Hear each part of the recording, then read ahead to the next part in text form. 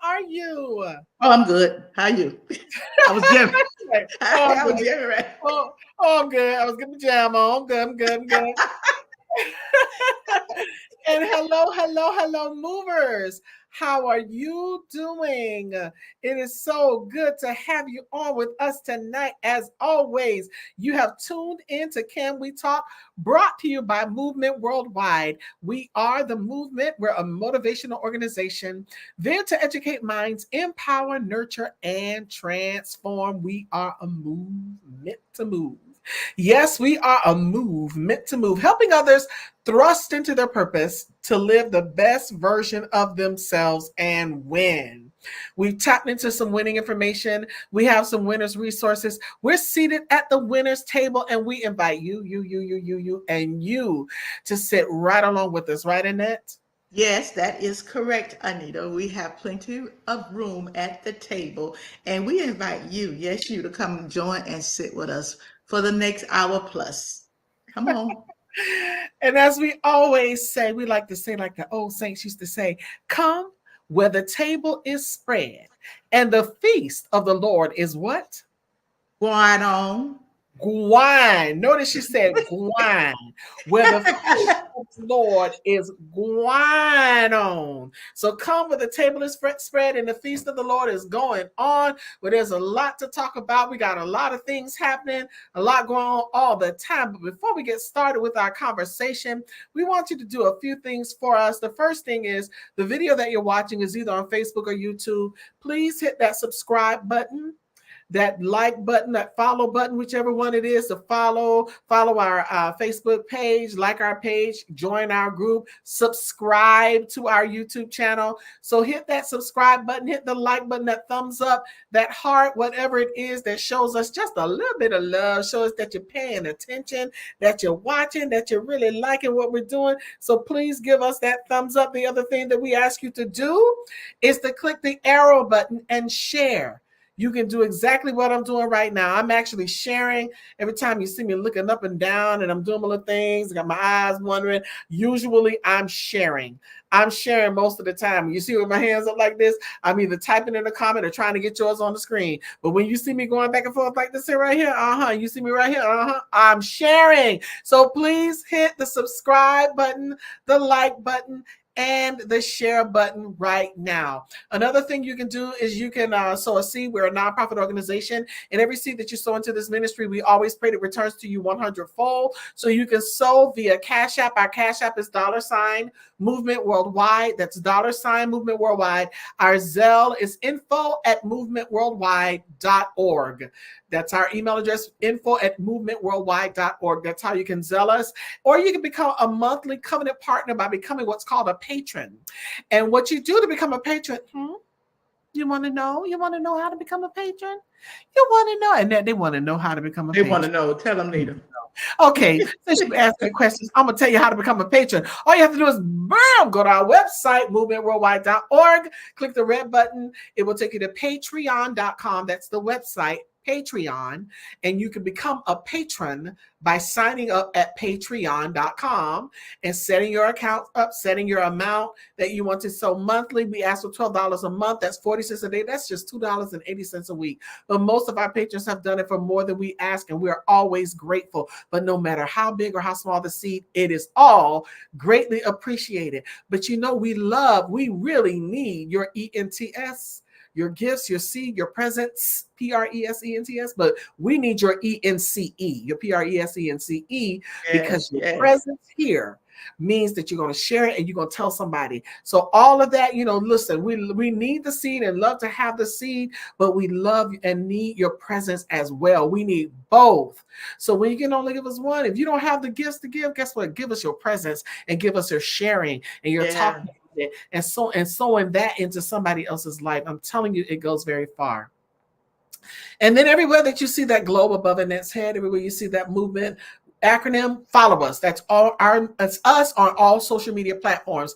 And then again, you can email us your thoughts, views, comments, praise reports, prayer requests, topic ideas, and everything to info@movementworldwide.org. Now, without further ado, we're going to go into our conversation. We have a threefold conversation set up for you each and every Wednesday night at 7 p.m. live here on Can We Talk, brought to you by your favorite co-hosts, Annette and Anita, myself. So, without further ado, we're going to go into that first thing, those idioms, those phrases, those topics, those quotes, those things that just make you go, hmm.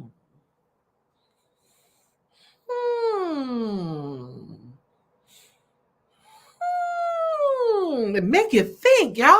The things that make you go, yeah, it used to be Arsenio Hospital. We took it. So our quote on tonight, our topic, our short phrase, our idiom on tonight is actually a title of a book, Where Life Begins and Family, family, where life begins and love never ends. Family, where life begins and love never ends. Now, sometimes, like people have so many different takes on what family is. Like people will say, well, I don't define family the same way that you do. I mean, technically, when we look at the word family, the meaning of it is actually the households, the individuals who are under your household for the most part, or those individuals, your mom, your dad, your sisters and brothers, your uncles and aunts, those who are blood related to you. Yes, those are considered your family. That's that's your family. But it's also a group of individuals of like minds consisting with various, social units differing but equivalent together, and it kind of breaks the form of the traditional family, or so to speak, that we call the blood related family. So this is actually the title of a book by Joyful Creations, where life, family, where life begins and love never ends. Although unexchangeable and sometimes unwanted, is where true love and devotion grows. It's amazing when you think of it from that perspective. It's true. Sometimes you're like, oh my God, we get a little tired of each other sometimes as family. Family bonds individuals together no matter their choices, their mistakes, their successes, or their failures. And it teaches us how to love a little bit better. If nothing else will test your nerve, if nothing else can get on your reserve nerve, Annette, it's family. Jesus. Sometimes it can really test you, like drive you all the way through all of your nerve and test you. So whether, the thing is, we just learn to love a little bit better. And that's what bonding together helps us to do, whether it's blood or whether it's not. We're thankful for families, biological or not, who choose to love each other despite what hardships or differences stand in their way. Family just, we choose. I know that you're my family and I love you because you're my family, period. And I'm going to, regardless. You could be, there could be a truckload of people coming for you, and I'm gonna be looking for a stick or a rock and everything else I can to try and fight for you, even though I want to fight you too in the same point. But I'm not gonna let nobody else fight you. Ever heard somebody say that? Like, I can go off on her. I can do this, but yeah. when right. you do it, you step it over the line, and then we both gonna turn on you. So we're thankful for our families, and I didn't say that families were perfect. No, we're thankful for them, and families are not perfect. God knows that, we see so many astonishing stories of family tragedies every day. And honestly, it's not new, as we have seen these since Cain and Abel. We can't choose them. They're chosen for us. And in a lot of cases, we're blended to extended family, and we choose our other extended family members that we consider our family, or like church family. Whoever we consider family, is good to know that when the chips fall, you know who you can always run to. I don't care how much you are, how low you are, when the chips fall, it's always somebody who you are related to, or somebody you consider family, that if you go to them, they're going to open up their arms, they're going to open up their doors, they're going to open up their heart. They might complain, but they'll figure something out. Common word here, though, is choice. And when we choose to join the body of Christ and to become an eternal member of God's family, it's a choice. We truly see here where life begins and love never ends. Scripture reveals to us God's eternal love for us, a love that never fails. The Bible says that the love never fails and that he chooses us. He said, you did not choose me, I chose you.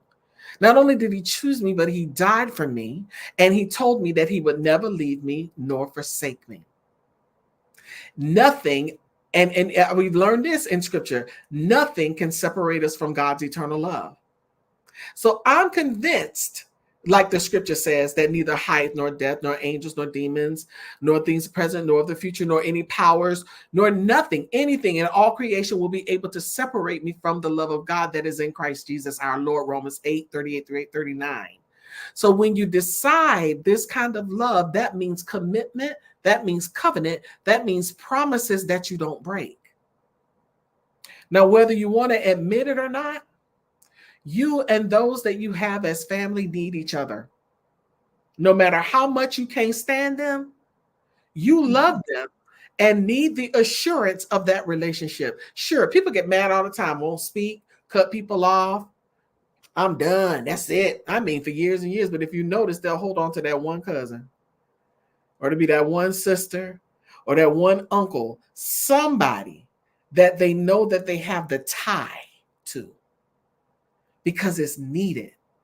But newsflash, instead of going through all that trauma, it takes too much energy to be mad at 3 family members, and you're going to speak to them, but you're going to speak to them, but you won't come to the functions because they're going to be there. So you're going to wait, and then you're going to go at times that that's too much energy. Just learn to let go. I mean, life is too short for us to go through all these changes. Learn to forgive, learn to let go, and enjoy life with the family that you're born into and the ones that you choose. Either way, when you go to that level, it is where life begins. It began with family, and it will end. It will never end. That love will never end, because that love is an eternal love. When you love the way God loves, when you actually understand the differences between the loves and the relationships that you have with people, and then you actually put yourself in a position to say, you know what? I'm going to choose to love you right where you are. You ain't perfect, neither am I. You got faults, but so do I. But guess what? We're family, and it is what it is, period. And the thing is, that love will never end. That's the way the Creator made it, y'all. So y'all know I like to take a word. I like to take a word that's either in the topic or one that relates to the topic. And the word that I want to deal with tonight, and I take a verb and deal with it from a transitive and intransitive tense. A transitive verb needs an object to make sense. Intransitive makes sense without one. My word tonight is bond. The word bond, when I look at that word in the transitive tense, remember, a transitive verb needs an object to make sense. It means to hold together or to adhere, like glue, or like when you weld something together. It's going to hold together.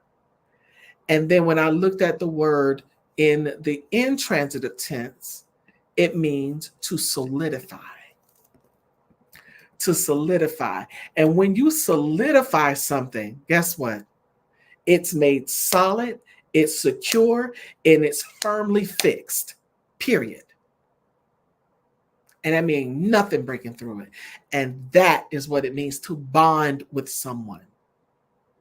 So as you're going through this holiday season, I mean, granted, there's always going to be 1 or 2 people that say, they just determined they're not going to, have a relationship with you or bond with you. There's nothing you can do about that. But the ones that you can fix them. The ones who are open, because they usually are. They're looking for the attention. And sometimes you have to be the bigger person, and you want to hear them apologize. You may not ever hear it, but guess what? You'll see it. You'll see the apology in their actions. Why? Because they need the interaction from you. So who's going to be the bigger Christian today? Huh? It's all about family, y'all.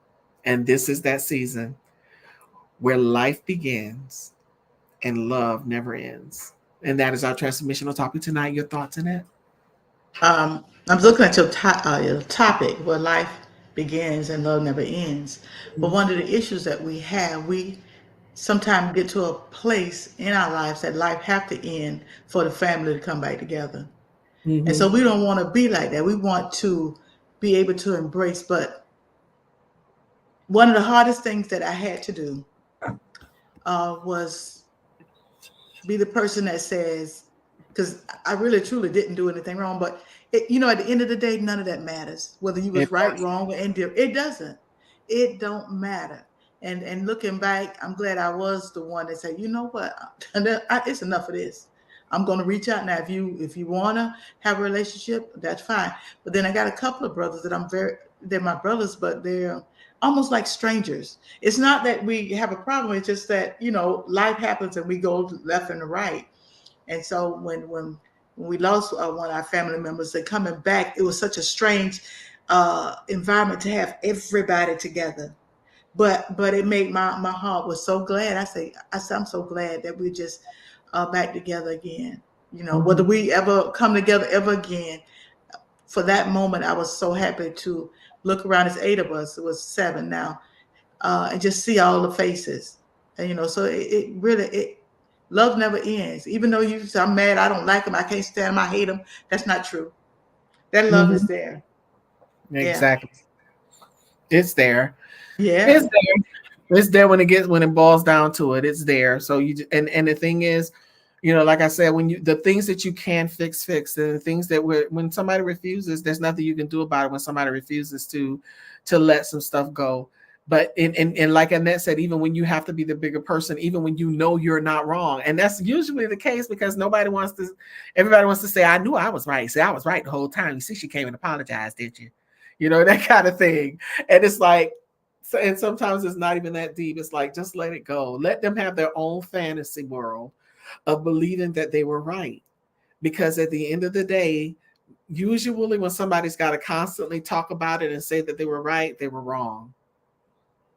And they tell on themselves. And eventually, trust me, God break everything down to the white meat. So yeah. You might think you're fooling everybody. You ain't fooling nobody but yourself in the moment. You're fooling yourself thinking you're fooling everybody. Because you think that everybody done drunk the Kool-Aid, but they haven't. You miss out on so much. Mm-hmm. Especially siblings and other family members too. But when you grow up, we all grew up in the same house with the same parents, and and then later on in life, you see we all go different ways. And I used to think like, but we grew up with the same mama, But hey, that's called life. But you still have to reach out. That's exactly what it is. Yeah. That's exactly what it is. It's just life. And you just have to decide, listen, life is too short for this, and this is not godly. And I can't be preaching and spitting and hollering all over other people when my stuff is raggedy. It's like, that's hypocritical. So get yourself out of that and put yourself in right standing and just deal with your own, anger issues or frustration or grudge or whatever it is. Deal with it and say, you know what? Okay, I'm gonna let you have that. Let's agree to disagree and move on. We don't have to go over who shot John. Are you saying something? I couldn't hear you. I thought your lips were moving, but I couldn't hear you. Oh, I just said, that's so true. I was mumbling, I ain't gonna lie. I'm like, I did. I'm like, is she talking? All right, so I hope that helps. I mean, it's the holiday season, and it's usually the time that families come together. And it's, I've heard a lot of people even say this year, because I know that it has happened in my family a lot. And it's usually when Big Mama go on home to be with the Lord and everybody stops gathering. It's like for some reason, the siblings don't feel the need to gather with each other when the parents are gone. And so when my mother left, everybody started doing their own little things. Yeah. We found something that we do together as a family that may not land on those specific holidays, but we try to make sure that we stay in contact. So that's one of the main things about family is that we have to maintain some type of systematic coming together, whether it's your immediate family, your blood family, or even your extended family. Come together with your friends, those close friends, the ones that you call sister. Come together and don't let time get in between you, because as it does that, so that, it creates more distance, and not just, in your locations, but, like I say, you come together and feel strange, and it shouldn't feel strange because it should feel like home. That's when you should feel comfortable and at peace and at home, is when you're in that bonded environment. So it's where life begins. Because when I looked at, I'm like, well, all of us came from this one little old lady. And then out of, all of that came all of these children and grandchildren and great grands. And so it's just a beautiful sight to see when you know that you can reach back and honor your mom and honor your, your older family members that have gone on. It's to keep it together. All right, good people. So that was our transformational topic. And we hope that it blessed you as much as it blessed us. And we will definitely be moving to the next phase of our conversation. So if you are here and you got your mug with you, grab your mug, and let's do the Can We Talk Toast? Bam, bam, bam. Ooh, we skin tag. All right. So can we talk? Absolutely. You know it. Yes, we can. And we're doing it tonight. We started with our first topic, our first conversation, which was our transformational topic. Now we're going to pause for a minute for a quote, or you can call it a quote, a short story, a poem, whatever you want to call it. But this woman is a writer extraordinaire. She's a quotologist, the wordologist, all kind of ologists. So we're going to pause for a quote.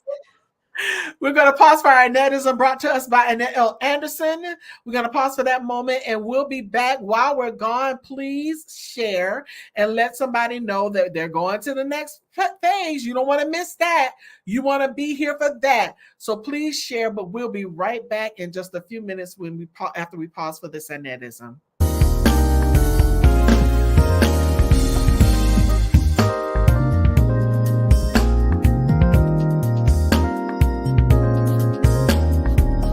Life is a journey, adventure, expedition, exploration, trip, voyage, and pilgrimage.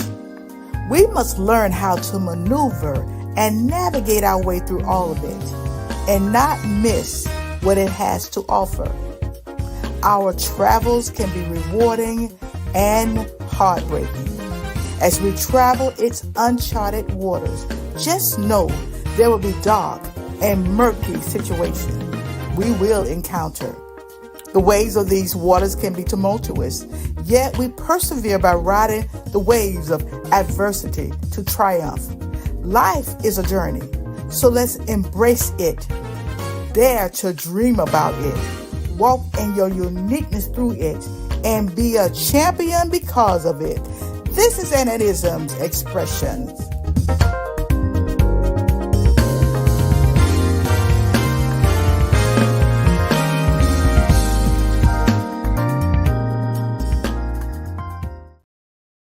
All right, it's time for the power tool, y'all. There are some matters and experiences that causes people to become hurt, fractured, or broken spiritually and emotionally. Some of us crazy as a bad boy, just the truth. Sometimes it just takes a conversation to mend a broken heart or spirit. In some cases, a Band-Aid won't do it. You need a power tool.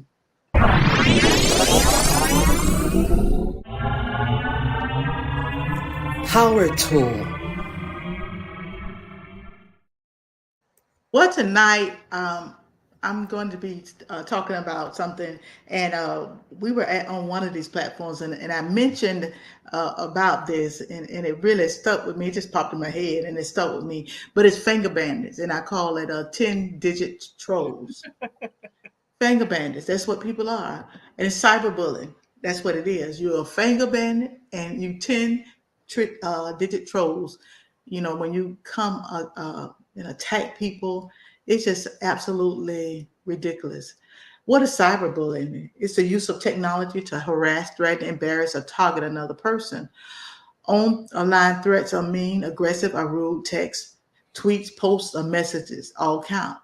They're just nasty. Some does post in person. Sometimes you do it by posting personal information, pictures, or videos designed to hurt or embarrass someone else. It also can make someone feel jumpy, anxious, or sad. It's not just the person being bullied, but who get hurt, but it's other people. It trickles down as a trickle down effect. There's other people when you bully people, because you have to live with people when they are bullied, and it's so much of that's going on, it's comical because some of those people who sit behind the keyboard, they're empowered. These same little people would pass you in the store and would come across like, oh, you're so sweet. Oh, look at her. No, she is a finger bandit. She's a 10-digit troll. Any type of bullying can have physical and psychological effects. And people sometimes commit suicide because you're constantly just digging and digging, humiliating people because of cyberbullying occurs in cyber space, online bullying. In a lot of times, I know we say, well, that's just words. Words don't hurt. That's not true. Because there are words that have been spoken in our lives years ago that we're still trying to live past. I know in my life and so many others.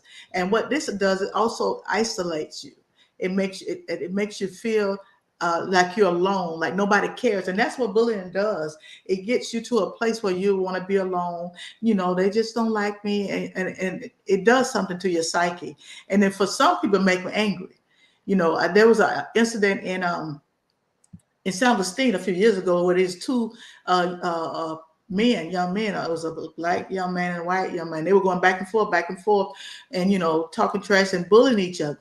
And they said, "Hey, let's meet up at this place," and they did. They met up, but then they end up shooting and killing each other, all because of stuff that was being spewed on social media, being bullied. And so people get angry, and sometimes it causes people to act unseemly. And also, cyberbullying make you feel powerless. It makes you feel like you have no hope. It makes you feel like that nobody's there. Nobody can save you. It makes you feel vulnerable. But when I started looking at this, I know there's a lot of cyberbullying in school. I know children, our kids, they have to face that a lot, the cyberbullying. But then when I looked at that, we talk about it, and I was doing my research on it. I was looking like it's talking about children. But there's such a thing as adult bullying. There are some bullying adults, grown, rusty people sitting behind keyboards and causing other people havoc. And so when I began to look at that, I said, why?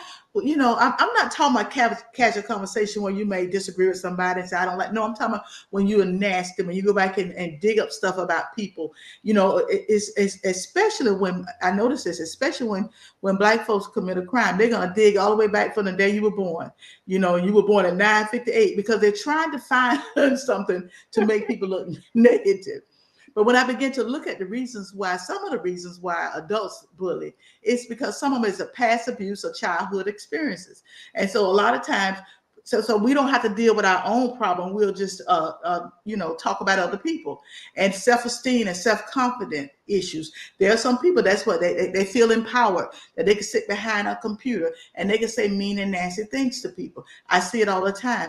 I've seen, when we talk about systematic racism, they say it's not true. That's a lie. Just go on these sites. You see, they put little smart little remarks and, try to dig. And a lot of this, some of this are people that just trying to get conversations going. But there are some people on social media that are very nasty. These are real people. And also it talks about, when I did my research, abandonment issues, insecurity, obsession, for control. They can't control their environment.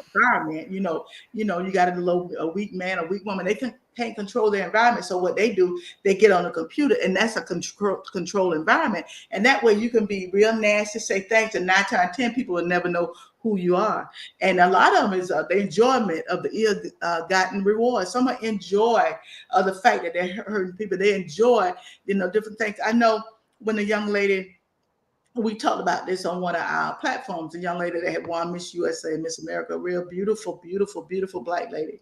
And she had been dealing with her demons. And one of the things that her mother said, I looked at the interview because I really was interested in her because she was stunning.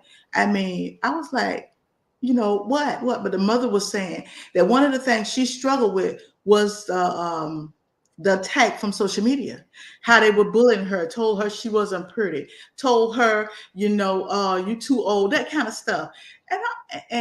But she had some other emotional issues, yes. But I was like, wow, she listened to that. Did she not see what we saw? And a lot of times people don't.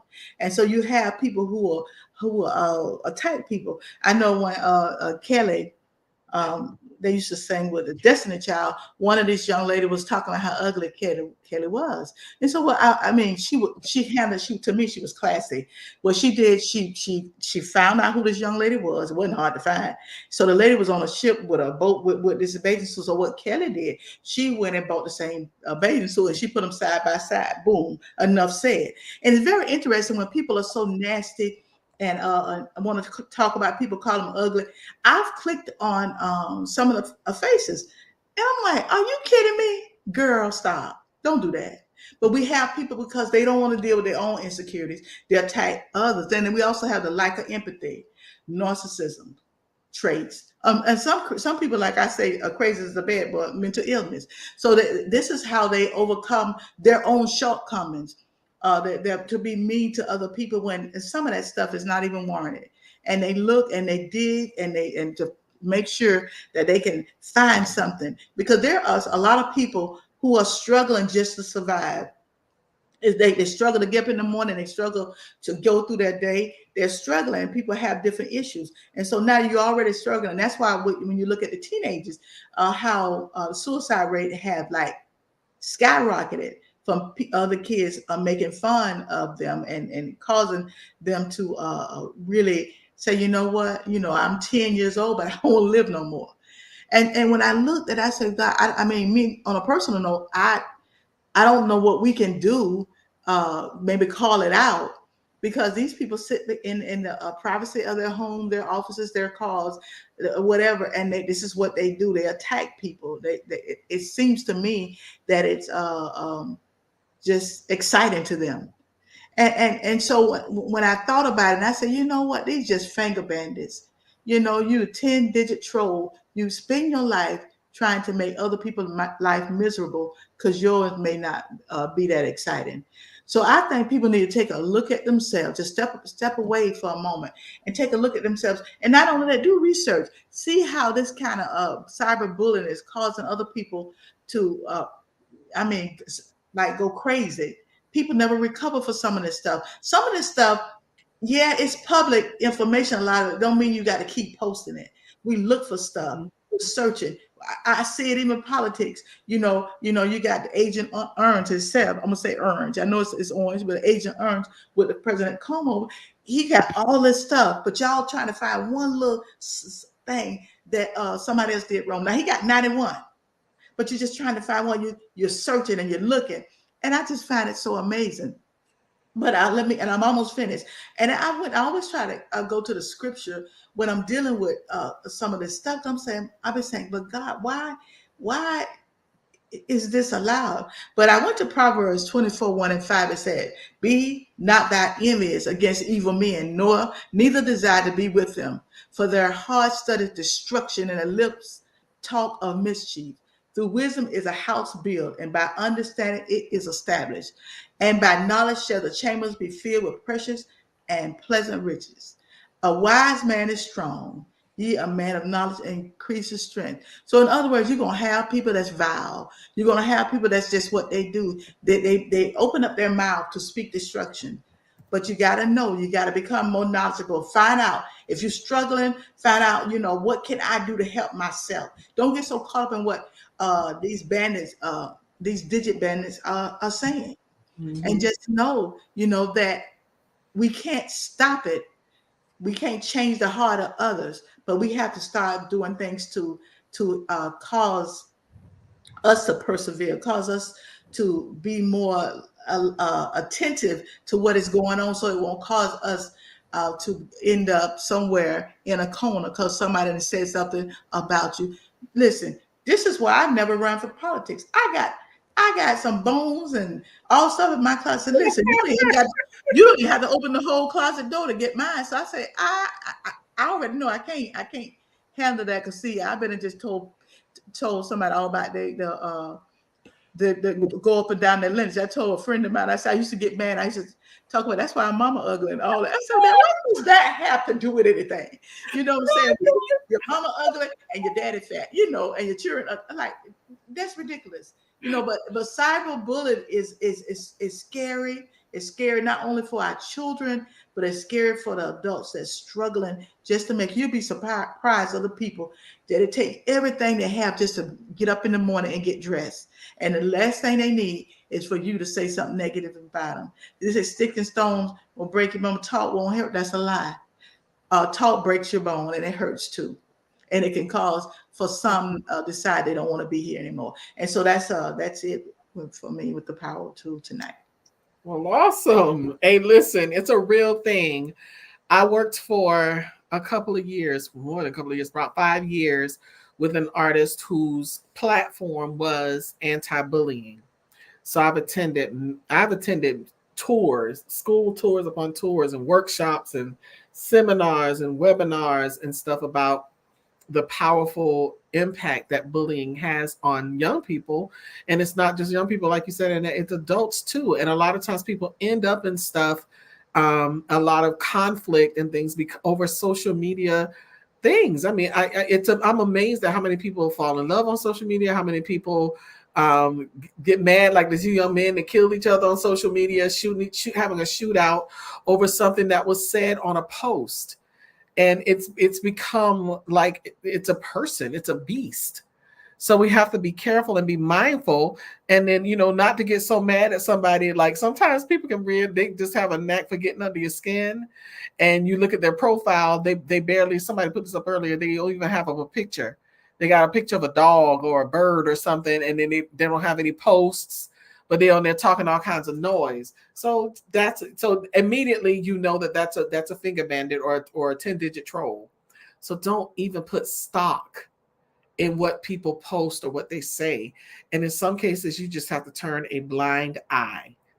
Now, a lot of times, you know, I got into it one time with somebody, but they kept poking the bear though. But you have to, you know, like learn to take stuff, you know, like listen, take it with a grain of salt and keep it moving because it's social media. Everybody has an opinion, period. Yeah.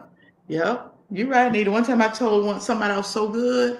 Ooh, I felt so good about it. And then I click unfriend. Yeah. So there was no coming back. Yeah. Oh gosh, that's too funny. We use a lot of energy and stuff. All right, good people. That was our power tool. So now we're moving to the last part of our conversation. So we thank you all so much again for tuning in to Movement Worldwide. And this is our Can We Talk segment with your favorite co-host, Annette, and myself, Anita. So we're going to pause for a minute for our commercial break, but we're going into the fun stuff. So don't go anywhere. We need those comments to roll. Y'all on a roll tonight, movers. Yes. I've been rolling tonight. So we need y'all to keep on rolling. Don't go anywhere. Share with somebody and tell them, them topics about to come up. You know, those topics be kicking. So we're going to pause for our commercial break for 2 minutes and we'll be right back. Walk into your God-given destiny with power and conviction with Power Walk Sunday. Each and every Sunday at 10 a.m. live on multiple platforms.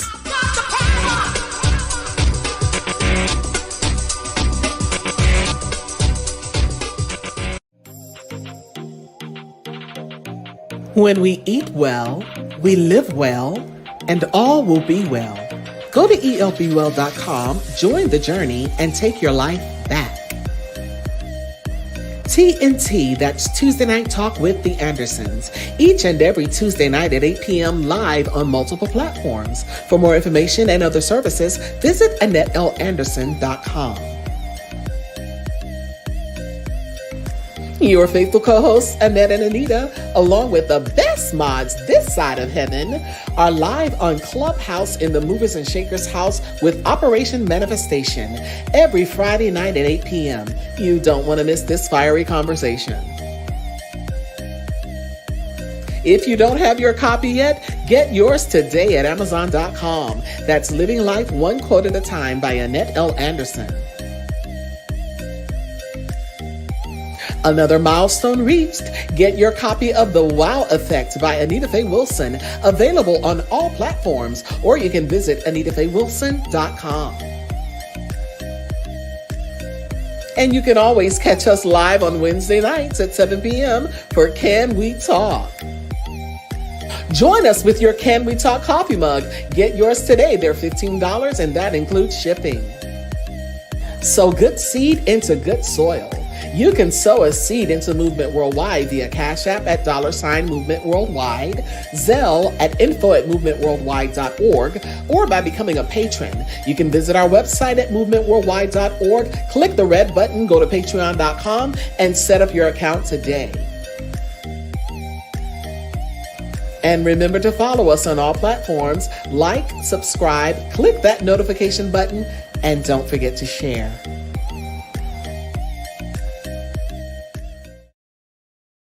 It's that time. Tea Time Topics.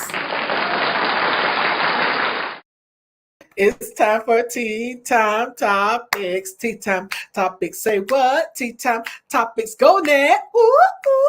Come on now. Ooh, ooh. Come on now. Ooh, ooh. Hey, Annette, I saw you switching. You went fast on that.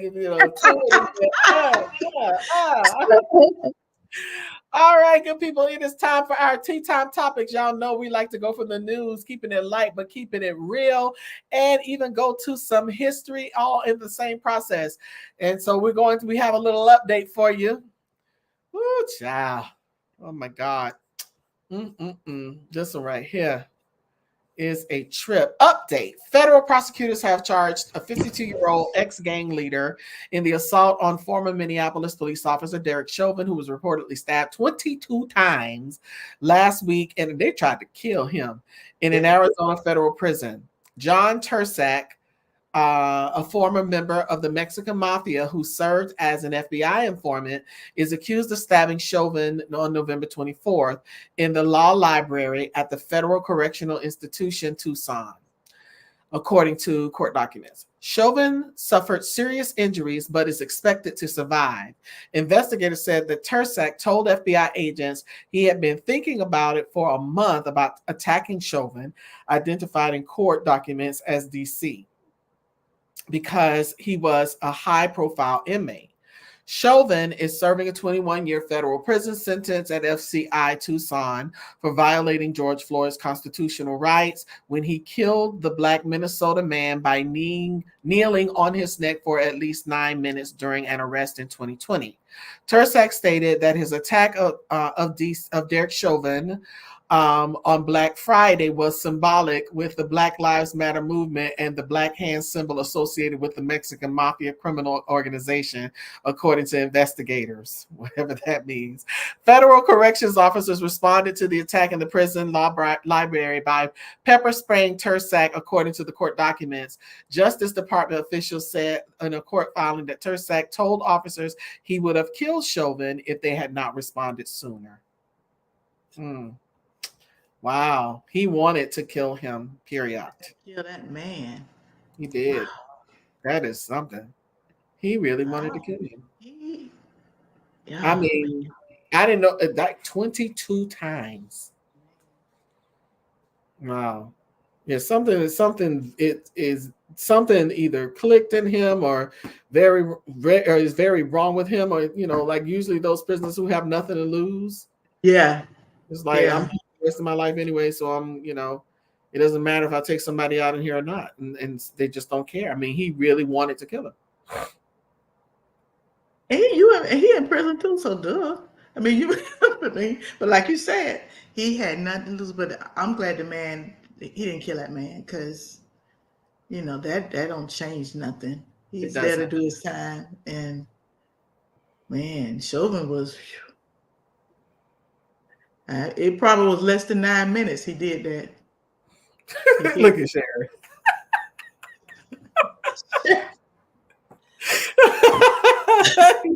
I tell y'all, the movie's in rare form tonight. No, I'm glad he didn't kill the man, because he needs to.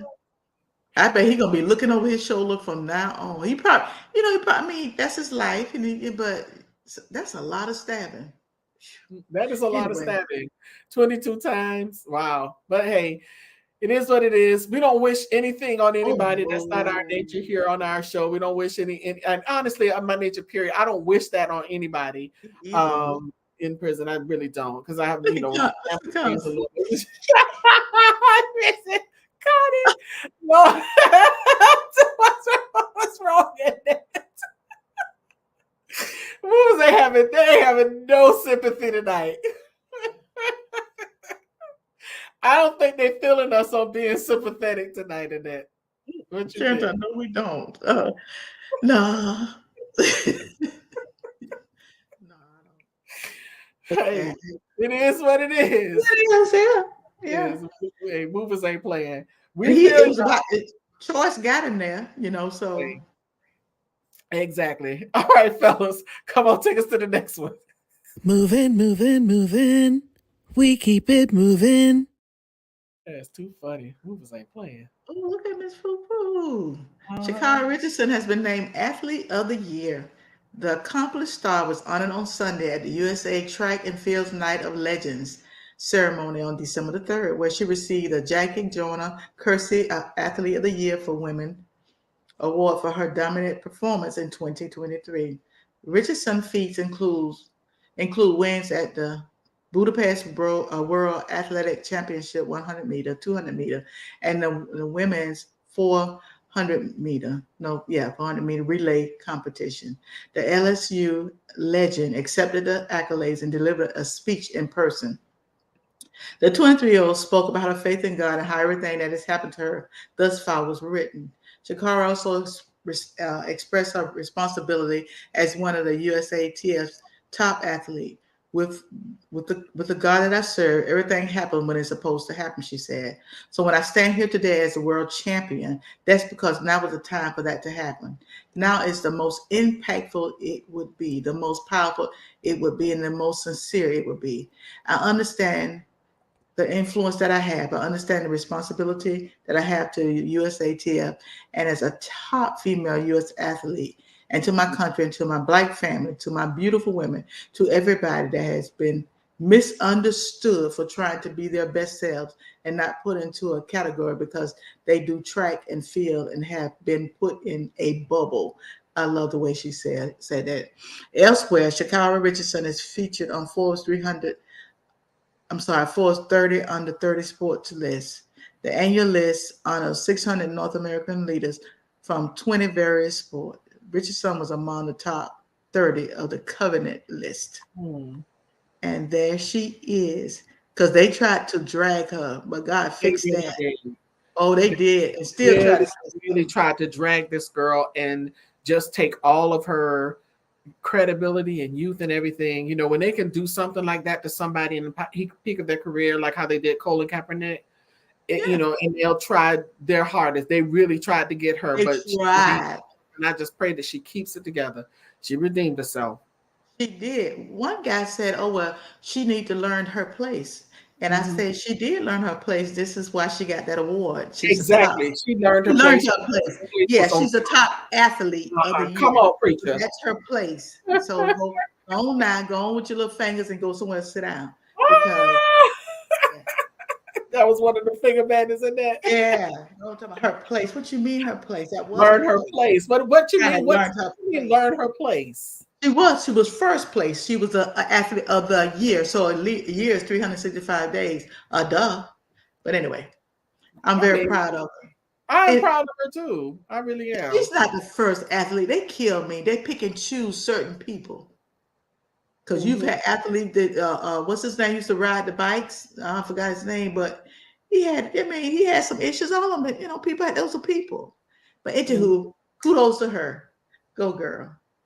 Well, I'm happy for her, and I hope that she keeps it together. I really do. Don't ever give people the opportunity to drag you. Don't give them the opportunity to bring your weaknesses out.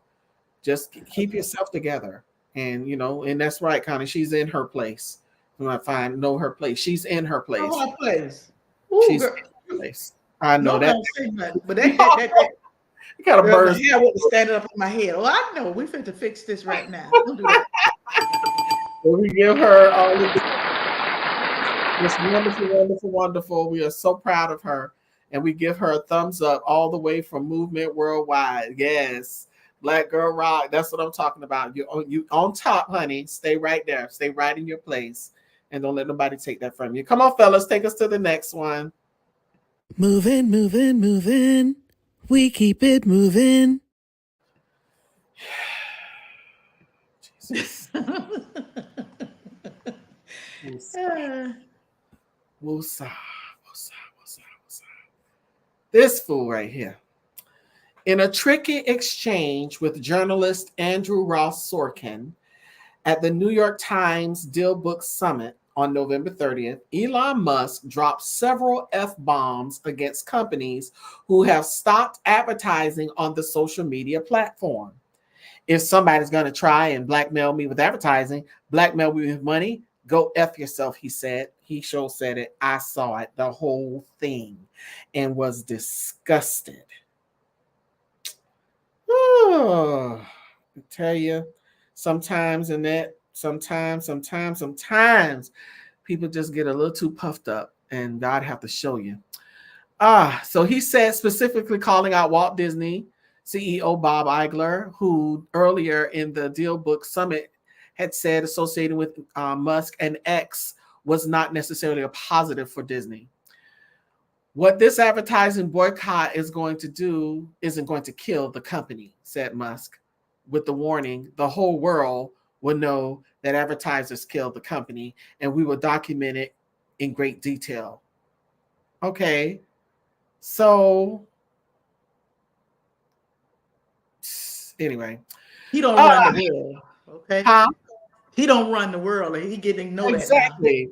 Like, like because he said the boycott is going to is it going to kill the company? He said with the warning, the whole world will know that advertisers kill the company, and we will document it a great deal. It's like, okay, so what you gonna do?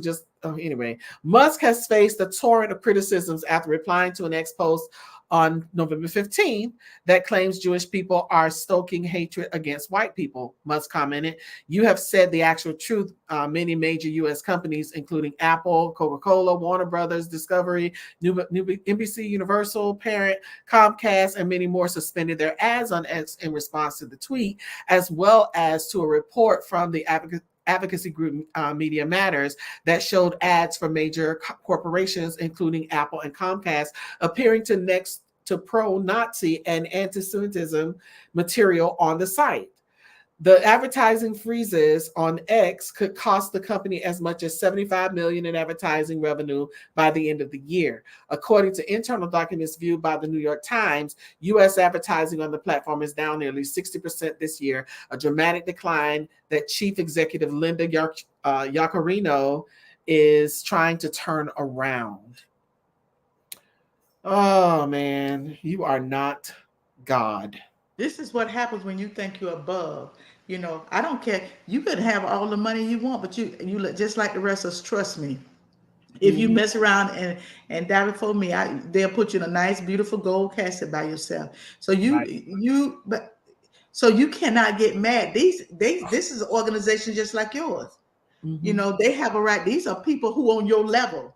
Now, if I don't advertise, you don't care because you too good to get $5 out of me.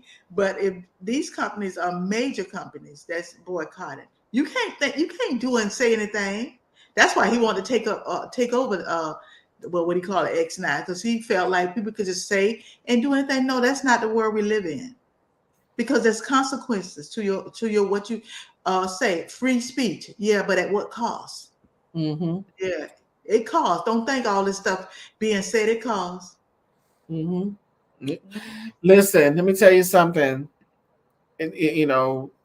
You think you getting, I think it was going to say he got too big for his own britches. You think you're too big, but there's somebody that can bring you down in a way that you would never see coming. So, you gotta be careful while you're around here. I mean, he did it. He held up his hands and said it slow to make sure that they got it. And the reporter was like, "What? Wait, huh? What? He stuttered a little bit. He was like, "Go yourself." He said it multiple times. So it's like he don't care. He really don't care. And it's every day it's something. I'm telling you, I feel it coming. I feel giants do fall. The bigger they are, the harder they fall. So he, be careful, and be mindful. But that's all we got to say about that. All right, fellas, come on and take us to the next one. Moving, moving, moving. We keep it moving. Yeah, all righty. A Utah school district recently resolved a case with the Department of Justice acknowledging racial discrimination and harassment. The settlement comes years after evidence indicated that Black students were not adequately safeguarded by school officials when facing race-based targeting from their white peers. The Davis School District, which reached the settlement with the Justice Department, comprises around 82% white students with a Black population of 1.1%. Throughout the case, it became evident that the students of African descent were subjected to repeat victimization by their white peers with little support or protection from students, principals, or other staff members on their respective campuses. Some of the findings in the letter include pervasive use of the N-word and other racial epithets. Black students being called apes or being told their skin was dirty or they look like feces. One young girl, which is this young lady, Isabella Izzy Ticknor, I think that's how you pronounce her name, died by suicide in November 2021 after she reported to her teachers at the Foxborough Elementary School that she was being bullied by white students that her mother said lasted for at least 10 weeks straight.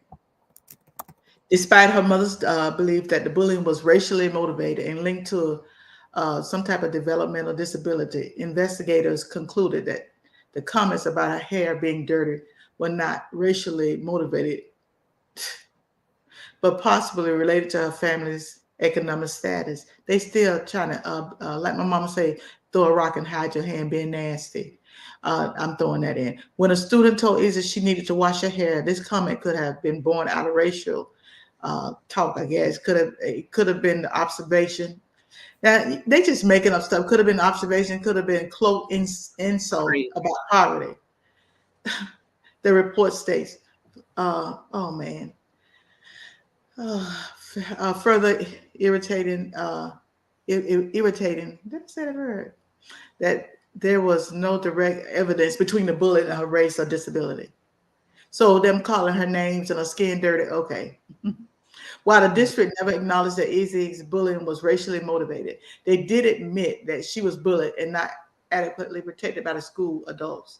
In September 2023, the district and this young lady, Miss Izzy's family, reached a settlement in a lawsuit alleging the violation of 10-year-old civil rights at the school, with the family receiving $2 million. Around the same time, 3 sets of parents, Nicole Seeger, Alonzo Liddell, and Lisa Liddell, and Kimberly Olsen, settled with the same district. They claimed and were able to show enough evidence that their children were victims of racism in 2021 and collectively received a settlement of $200,000. So obviously there's something going on at school. Now, what I did not like about this, I did not like how they tried to word it in such a way that maybe they really little children weren't racist. Just maybe them little jokers were racist. They were calling this baby names, but they try to use a certain type of words to make it look like. Well, it could have been because she had a development. Always trying to cover. Yeah. Well, maybe her hair. Well, they looked at her hair and maybe it wasn't racial, but maybe it was due to the family economic status. Are you kidding me? I can't. That made me mad when I read it. It made me so mad. Yeah. It is a sad story. And, when you start seeing, when you hear the foolishness and the stories that people say, but then here we are years later and they're finally getting some light shed on this issue. But that baby's life is gone. She took a life. Oh, yeah. That's sad. My heart breaks for that. I mean, I always rejoice when when there's some kind of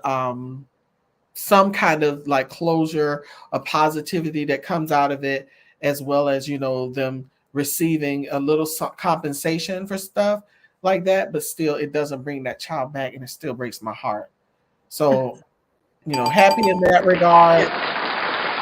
I would love to talk to this investigator, Anita.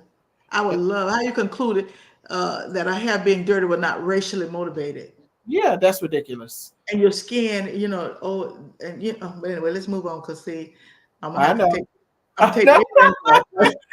Look, I feel it coming on. That bothered me that you could conclude that you know exactly what was going on. Anyway. Hey, Annette, felt it coming on. Really pull myself together. So you're gonna justify the way they treated this baby. There's no. You wrote it up in such a way where maybe it wasn't. Yeah, it was just. It was what it was. It's exactly what it was. All right, fellas, come on. Moving. We keep it moving. So hurtful, so sad. Yes, I agree. Very, very, very sad, Connie. Very sad. Oh my gosh. All right, let me go to the next one. Here we go. Jesus. Woosah.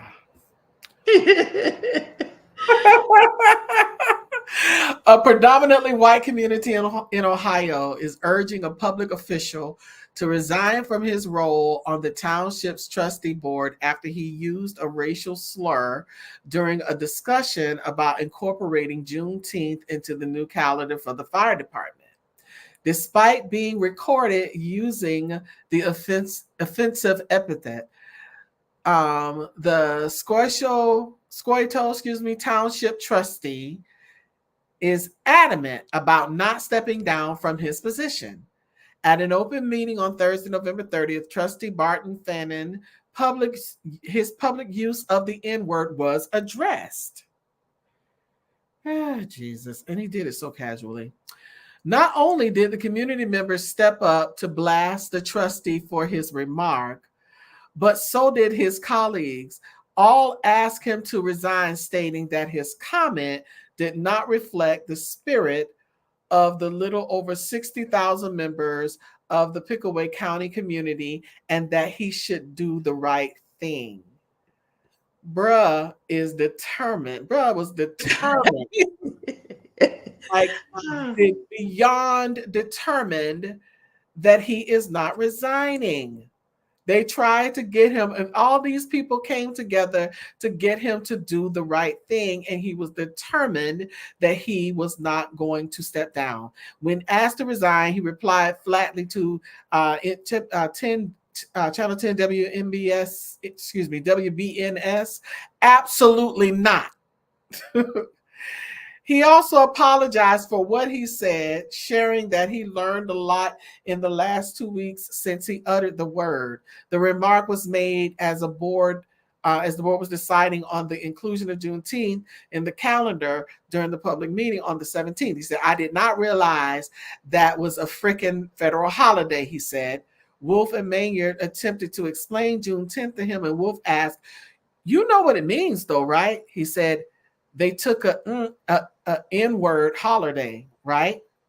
And immediately the chairman said, whoa, don't say that.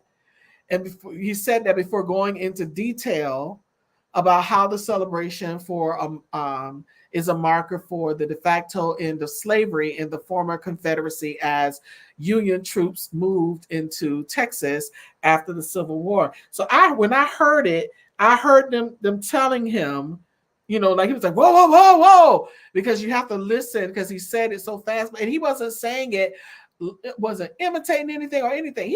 That was his thoughts. That's how you think. That's how you feel. So while he refused to relinquish his role as a public figure, he did release a public apology. I used language that was not only disrespectful, but extremely hurtful and unacceptable, Fannin wrote. My deepest sympathy goes out to every individual and family that I have hurt.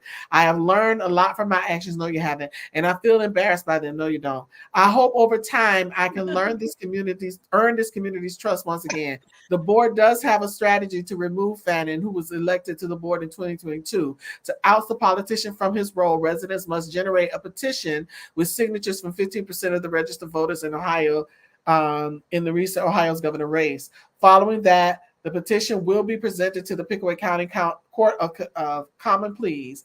The court will make a final decision should the community not get all the signatures and the courts not remove him. Fannin will remain in office for 2 more years. His term expires in 2025. Oh, they're going to get rid of him.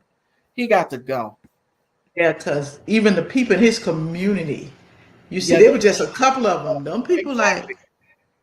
They're like, you got to go, bruh. He said something. I have learned a lot from my action. Yep, he has. He has learned that you should think before you open your mouth and you learn how not to say the N-word unless you're in your private house. And they were telling you could hear them, but you can hear them trying to stop him. But it's already on the recording, and it's all the way at the end. If you look it up, you have to go because the meeting was like, I think it ran like an hour and 30-something minutes, like 32 minutes, where he made the statement.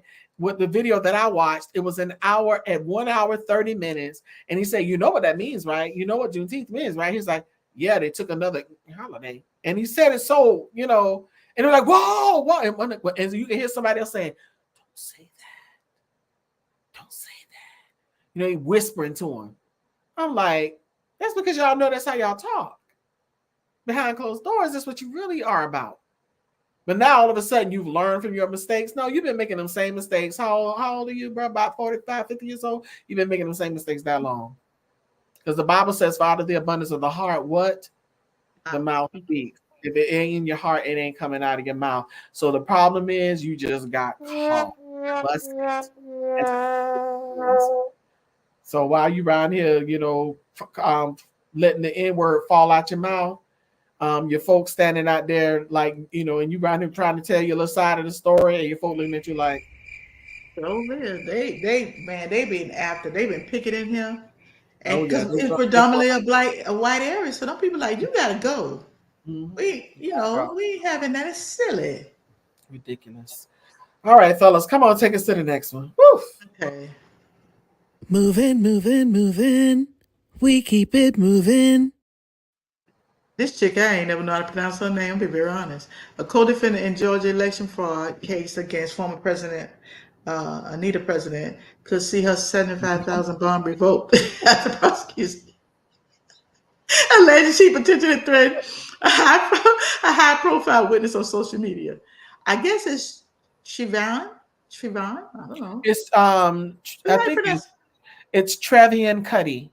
Oh, it's Trevian. Okay. Trevian Cuddy, who is a former publicist for Mr. West, was indicted by Fulton County District Attorney Fannie Willis in August alongside 18 co-defendants, including Trump, under Georgia's racketeer, influence, and corrupt organization law for allegedly interfering in the state 2020 election. Following the sprawling RICO indictment, the name you just said, and other defendants were quickly released on bond, but no more than 3 months later, the lobbyist from Nebraska is in hot water again. This time for comments she made in recent days on Instagram. Mm-hmm. Stay your behind on social, see, which have violated her bond agreement. The video sparked the latest firestorm recorded on November 28th, gained broader attention following investigated by liberal media watchdog. People be watching. Media, liberal media watchdog called Media's Touch. Everybody's alive. And this is what she said. This is so stupid. Everybody's alive. There's no murder weapon. As a matter of fact, there's a woman sitting somewhere who knows this whole thing is a lie. She said in the footage, according to the report. Who knows? I never did anything to her. Who knows? I never. Who knows? She talking about somebody. She begged me to help.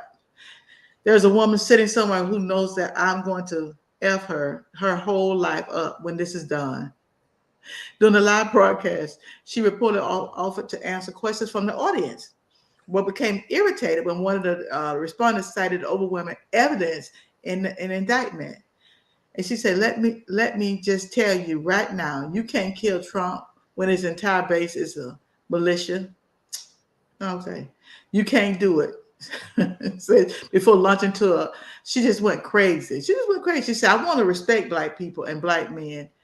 But when you come over here and you act crazy and you talk crazy to me, you'll be outdone, okay? You'll be outdone. She said in the video in court papers.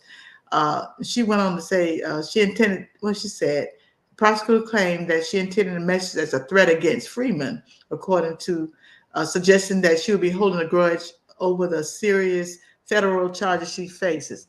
Legal experts who have been closely monitoring the criminal case said comments could hurt her chances to remain free until the 2024 trial. I hope they put her in jail, while some even she thinks she may face a superseding indictment due to her bold remarks. So she's threatening somebody who knows something about the case. Now this, look how she looking, just so stupid. Looking crazy.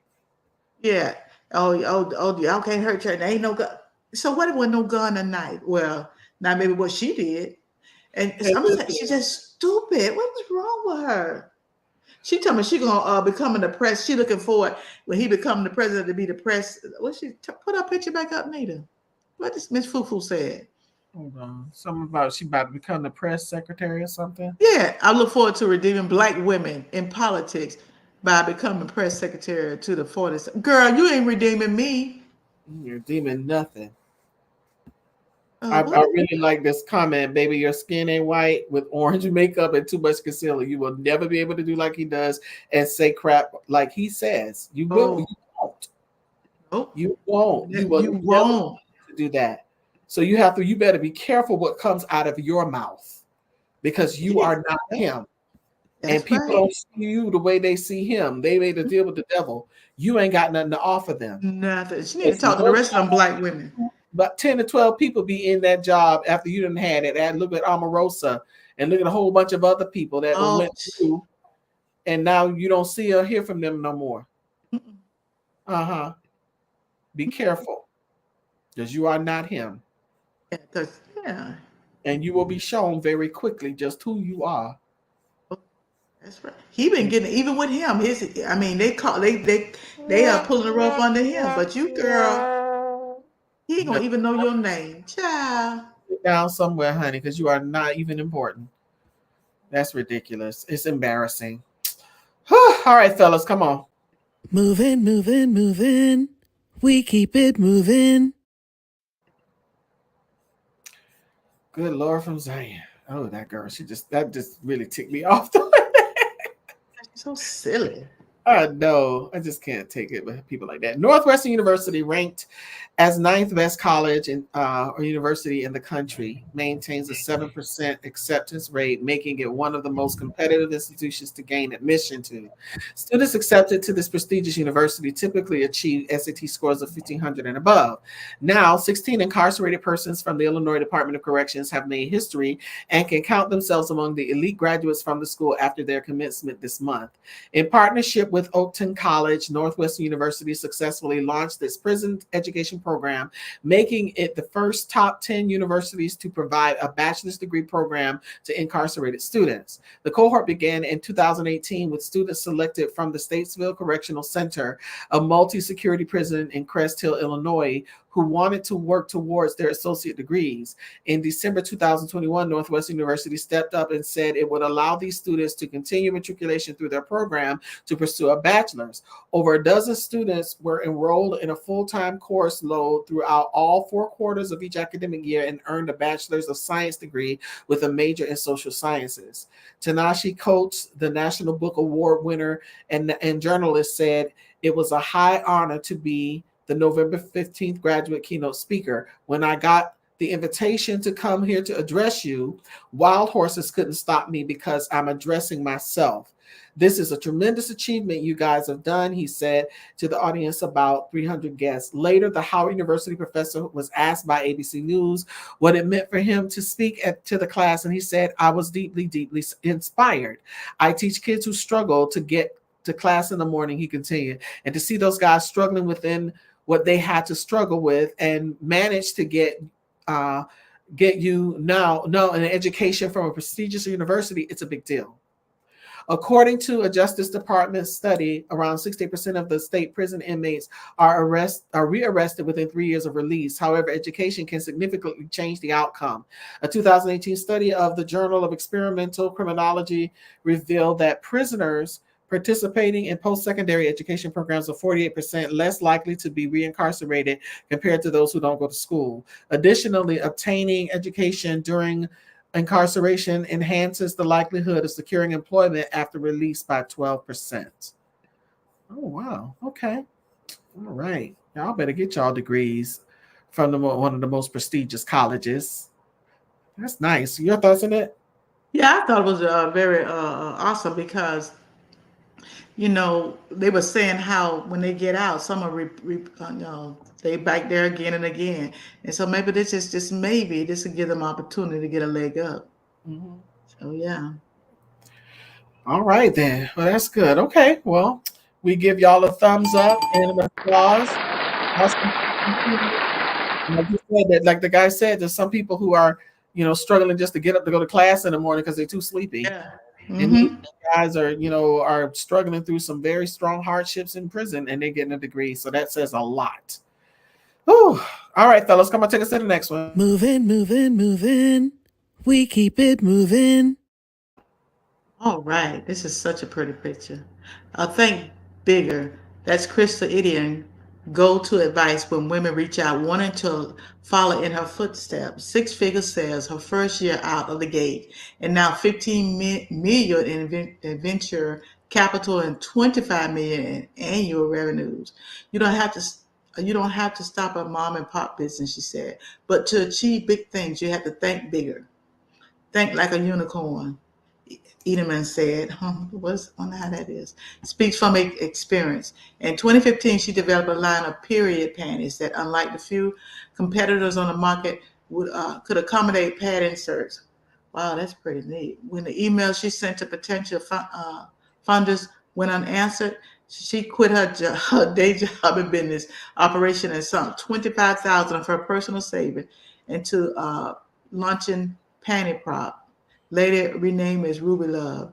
She used the money to make a small run of underwear in New York City Garment District in 2016 and used SEO marketing to target moms with teens and twin daughters. She said, I went all in, she says. My husband wanted to kill me, but once I had the idea, I really believed in what the product was going to be. Within 2 years of bringing the period panties to the market, she crested the 1 million sale mark and expanded into period-proof swimwear, activewear, and pajamas. Ruby Love was profitable. She relinquished the positive email. She relished the positive emails she get from moms thanking her for helping their daughters feel more comfortable and confident in their bodies. Treading water would have been easy, but it wasn't enticing. I realized I needed to take the big if I wanted to take the big if I wanted to help more people, she says, to grow expansion. What is it? I'm sorry, to grow at a certain scale. Personal savings were going to cut it. But she had pursued investors in the past, and she had met with definite silence and ready to reach out. She joined an incubator. She came on with in-depth knowledge of her customer, the market, and her vision of scaling. At the first pitch, you hear that need a pitch. Uh-huh. The investor saw dollar signs. She laughs. With one investor interested, others flocked. In July 2019, Ruby Love closed a $15 million financing round, allowing her to expand her small team to 43, expanded digital advertisement, and mapped out future product launches. With the startup held at an in-person puberty party. Oh, in October 2019, moms and grandmas waited in line. Oh, wow, this is neat. For as long as 4 hours to get inside to help their young daughters and granddaughters build personalized my first period kits and get pampered.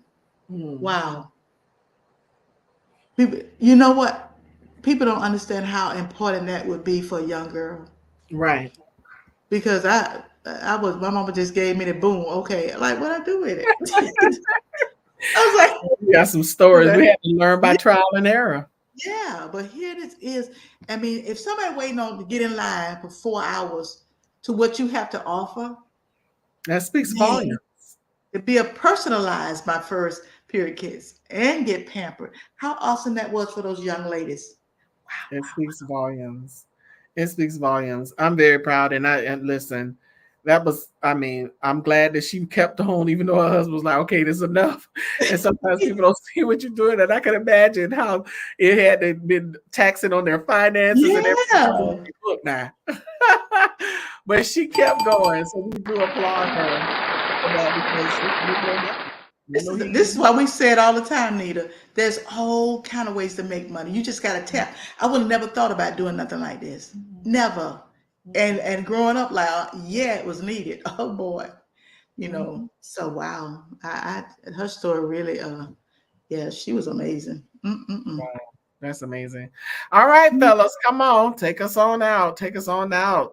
We're coming on down, winding down to our last one. Here we go. Moving, moving, moving. We keep it moving. All right. We always take y'all all the way around and bring you right back to some history. A child prodigy, Philippa Schuler, was the daughter of Black journalist George Schuler and Josephine Schuler, a white Texan heiress.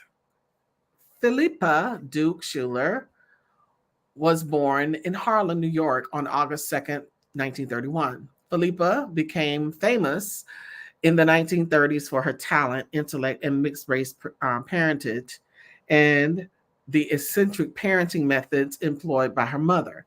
Her parents believed that intermarriage could invigorate both races, produce extraordinary offspring, and help solve social problems in the United States.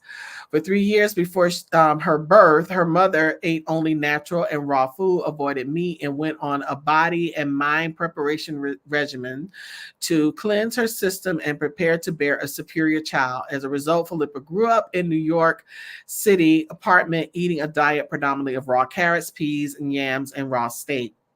She was given a daily ration of cod liver oil and lemon slices in place of sweets. When we travel, Mrs. Schuler said, Philippa and I amazed waiters. You have to argue with most waiters before they would bring you raw meat. I guess it's a rather unusual to see a little girl eating a raw steak.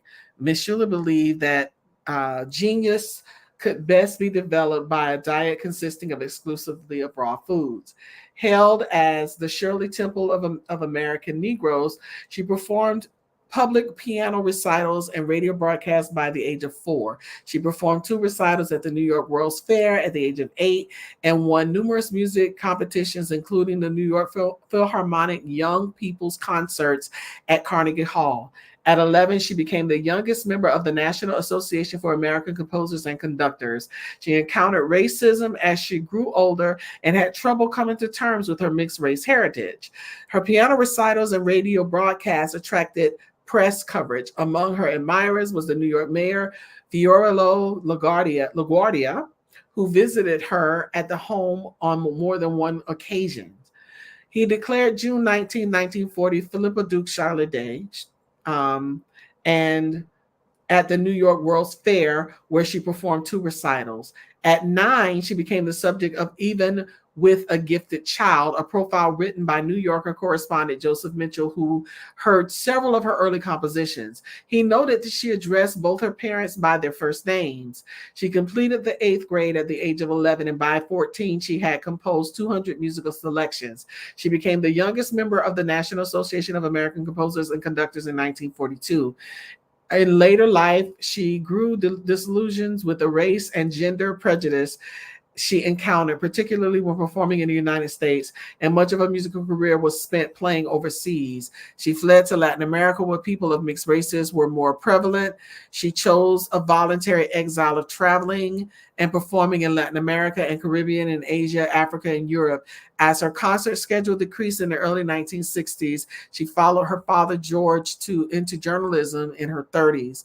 She supplemented her limited income by writing about her travels. She published more than 100 newspapers and magazine articles internationally and was one of the few Black writers for the United Press International.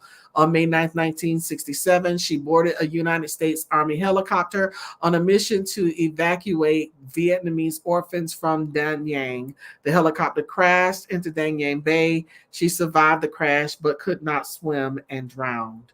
Wow. Did not expect that ending. Yeah. Yeah. This girl had done more age in at back 9 and at 11. 9 and 11 and right and with 10 and she traveled. But you see, even back then, how she left the United States because of the presidency. Yeah. And she traveled in other areas. Yeah. You know, she wrote 100 papers and magazines. And so her story was just so amazing. Her mom was amazing to me. I mean, you know, I don't know about the raw meat, but that was what she chose to do. Yeah. Well, yeah. God bless him. But I'm telling you that she did a lot. I mean, I now want to go and look up her stuff because that is one that, you know, like I never know what and that's gonna pull out y'all because the topics she does. But that is one that I did not expect to like really feel drawn to because you never know. I mean, this is one I didn't know a lot about. I'm gonna go and look it up. And that's why we do this. We want y'all to be educated and to know something about your history. It's a lot of history like this out there. We just don't know it. This girl was amazing. You talk about all this. No, babe, this was a genius. This little girl here. Mm-hmm. By the time you're 9, you know, 10, you done wrote 200. Girl, it took me. I'm almost 100, and it took me to write a book. She done wrote 200 conversations. But listen, y'all, we bring these stories to let you know that there are people who have already paved the way. All we need to do is get, you know, pick up the torch and go. When I read her story, I'm like Anita. I was just like, I blow the West. She did what? What she did? Just amazing. Wow. Just blown away. Yeah.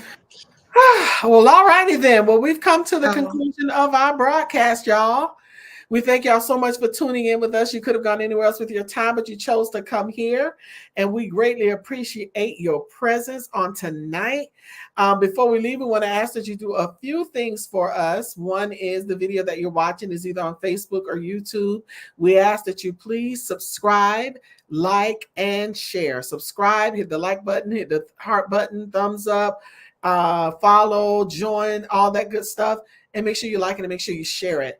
The other thing that you can do is you can sow a seed. We are a nonprofit organization, and we always pray that every seed that you sow into this ministry will return 100-fold. You can sow via Cash App, $ Movement Worldwide, or you can sow in Zelle, and that's info@movementworldwide.org, or become a covenant partner by giving a monthly seed by becoming a patron. And you can do that by joining our website, movementworldwide.org. Click the red button. It'll take you to patreon.com where you can set up your account and set your amount. We ask for $12 a month. That's 40 cents a day, $2.80 a week. So please sow good seed into good soil.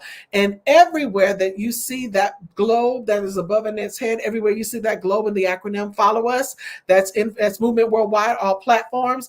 And you can email us your thoughts, views, comments, praise reports, prayer requests, topic ideas, everything to info@movementworldwide.org. Now, let me give you a rundown of what's going on all week. We start off our week with being graced by the presence from Annette L. Anderson's organization entitled SOAR. And you can find SOAR at her website, AnnetteLAnderson.com. AnnetteLAnderson.com. Go there right now and check out everything that she's got on her website. She's got a lot to offer on there. Go and check out. I'm telling you, you'll be very, very, very impressed. But on Tuesday nights at 8 p.m., her and her husband come on. You know, their little picture. She got her little hand on him like this. They come on with TNT with the Andersons. What's TNT? I'm glad you asked. It's TNT. That's Tuesday Night Talk, where we take flight and soar. That speak, orate, articulate, and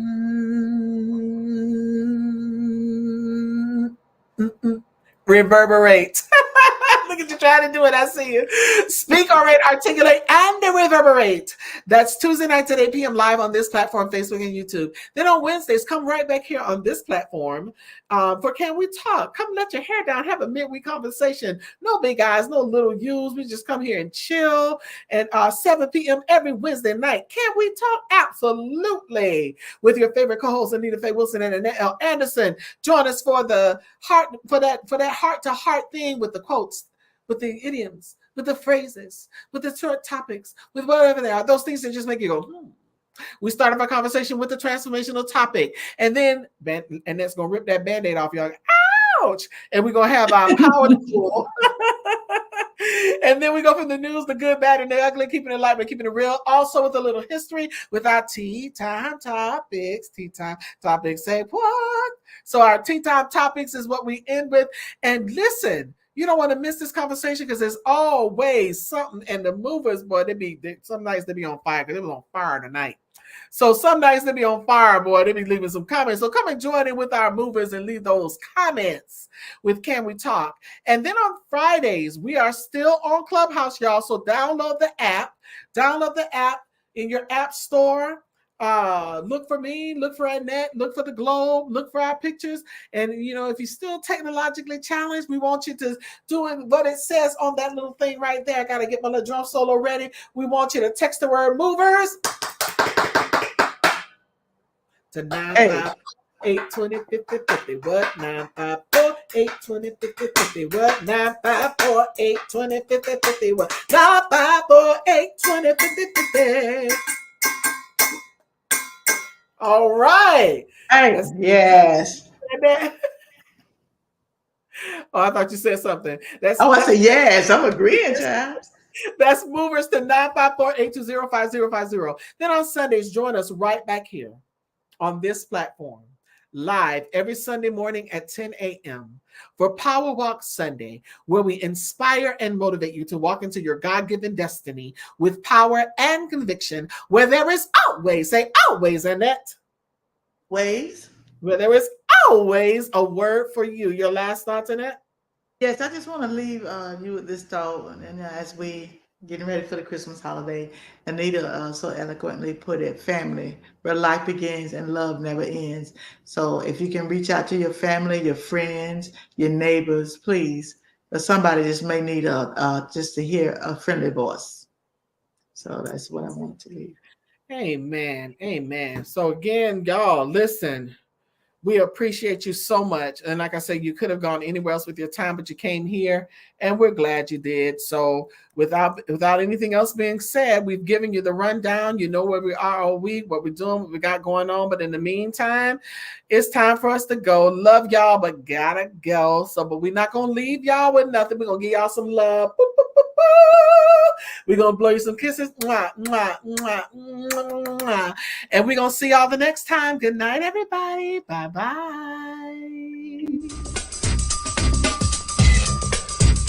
Walk into your God-given destiny with power and conviction with Power Walk Sunday.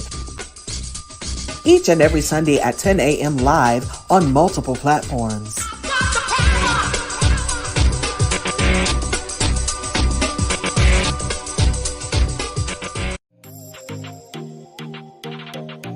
When we eat well, we live well, and all will be well. Go to elbwell.com, join the journey, and take your life back.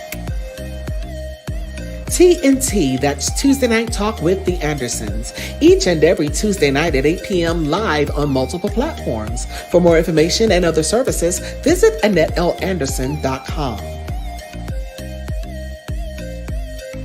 Your faithful co-hosts, Annette and Anita, along with the best mods this side of heaven, are live on Clubhouse in the Movers and Shakers house with Operation Manifestation every Friday night at 8 p.m. You don't want to miss this fiery conversation. If you don't have your copy yet, get yours today at Amazon.com. That's Living Life One Quote at a Time by Annette L. Anderson. Another milestone reached. Get your copy of The Wow Effect by Anita Faye Wilson, available on all platforms, or you can visit AnitaFayeWilson.com. And you can always catch us live on Wednesday nights at 7 p.m. for Can We Talk? Join us with your Can We Talk coffee mug. Get yours today. They're $15 and that includes shipping. Sow good seed into good soil.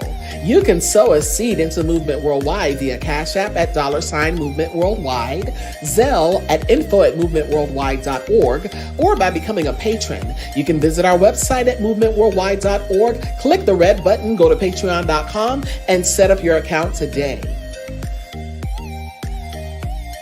And remember to follow us on all platforms. Like, subscribe, click that notification button, and don't forget to share.